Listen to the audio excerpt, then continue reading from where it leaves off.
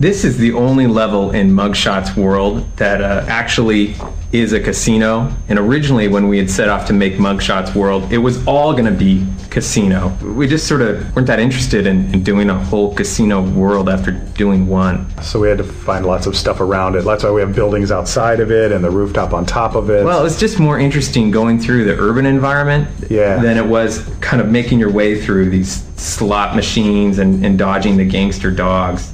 Kind of like real Vegas, where it's interesting for the first time you see it and for a little while, and then after a while you kind of get numbed. But it's based on real casinos that have a lot of water and swinging, sparking cables. Yeah. That you've seen, real casinos you've been to, over in Tulalip. No, in fact, it's not.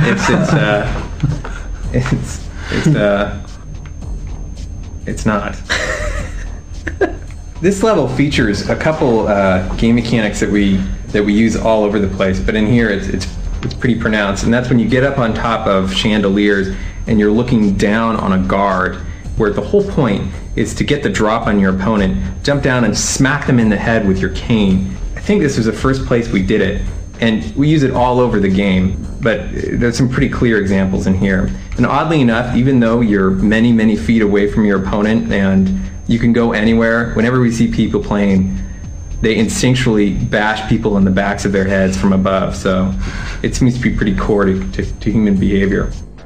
Another very core Sly Cooper kind of gameplay concept is what we call M+1, and M standing for mechanic. So when you're playing the second half of this level and you're jumping on those spinning roulette wheels, you'll notice that the first set you're on, they're not dangerous at all. And that's just to teach you sort of what it's like to be on these wheels that have little partitions and they're moving. And then the second one you get to has dangerous tabs in them. So you have to kind of watch out where you're jumping. That's M+1. The +1 is the dangerous tabs. Then you get to the third set of wheels and you're at M+1+2. And the 2 is the laser beams, which you can't cross. So you need to get between the wheels fast. And then you get to the fourth set of wheels, and the wheels are going in the opposite direction.